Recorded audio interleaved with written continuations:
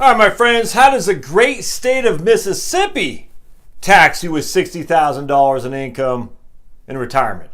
We're going to talk about that here today at the Heritage Wealth Planning YouTube channel, so don't forget to subscribe down below. And of course, comments, thumbs up, the whole thing's always welcome.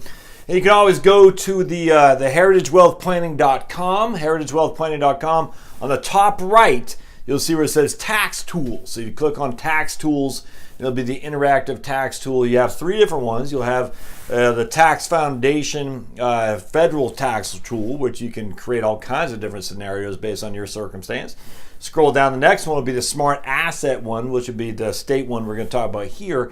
And then finally would be the state-by-state sales tax. And I forgot the name of the firm that does that. But the three interactive tax tools, I encourage you to look at them all. Here's the great state of Mississippi. All right, so this is going to be favorable, absolutely. So as we always do, we take two different scenarios. We got the blue, more tax favorable. We got the red, less tax favorable. We want to be in the blue. So let's start with the blue. We got $40,000 of Social Security income, $20,000 of IRA income. So how much is that total? $60,000. So what we got to do first and foremost, we got to figure out our provisional income. And what provisional income is, will tell you how much of your Social Security is subject to taxation. And the way you do that is you take all of your other income, which in this case is $20,000, and half of your Social Security. So half of $40,000 is $20,000 plus our other income, which gives us a $40,000 total. Because we're married filing jointly or over the age of 64, actually just because married filing jointly doesn't matter, but I'll get over the age of 64 here in just a second. The first $32,000 of our total provisional income is not subject to any taxation whatsoever.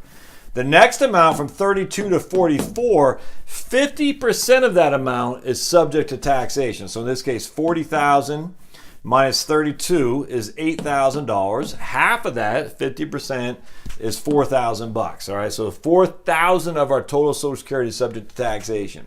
So we take our $4,000, we add it to all of our other income, because the $4,000 is what our Social Security benefit is subject to taxation, and that gives us $24,000. $24,000 is our AGI. $4,000 of our Social Security plus our complete IRA distributions. Could be any pension, could be anything. $4,000 plus $20,000. Our AGI is $24,000. But we have standard deductions of $26,600 because we're married filing jointly over the age of 64, which means we have no taxable income. No taxable income, my friends, means how much in taxes? Zero. And it's Mississippi, there's no taxes here either. Mississippi is one of the most favorable places for taxes. On the other hand, it gets painful. $20,000 of Social Security, $40,000 of IRA income. That could be $20,000 IRA, $20,000 of pension, doesn't matter. That gives us $10,000, half our Social Security, $10,000, plus $40,000 IRA. So that's $50,000 of total income, and we do the same thing. 0 to 32, nothing. We have $50,000 minus 44, which gives us $6,000 in the third threshold, the 85% bracket. We have $50,000 minus 32. All right, so I'm sorry, we got $44,000 minus 32 is $12,000 in the 50% bracket. So we have half of $12,000 and 85% of $6,000 equals $11,100. So in this scenario, $11,100 of our total $20,000 of Social Security is subject to taxation, plus our IRA distribution. So we have $51,100 in total AGI, adjusted gross income. Subtract out our standard deduction, and we have taxable income of $24,500. And again, in Mississippi, nothing's taxed at all here, but how much is taxed right here? $2,871. So for the same amount of income, we pay $2,871 in taxes here, and we pay nothing there. That's a big deal, my friends. So Mississippi, on either side of the equation, you're not paying taxes. It's on this side that you are.